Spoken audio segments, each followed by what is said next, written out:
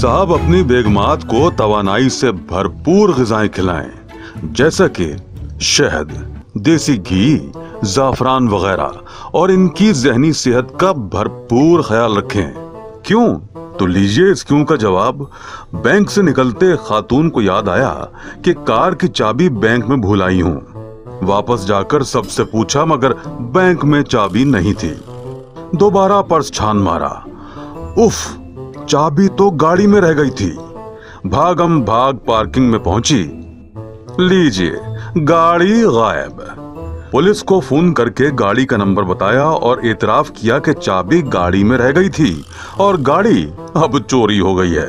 फिर थोड़े औसान बहाल हुए तो धड़कते दिल के साथ मियाँ को जिंदगी की मुश्किल तरीन कॉल की और अटकते अटकते बताया, वो सुने, वो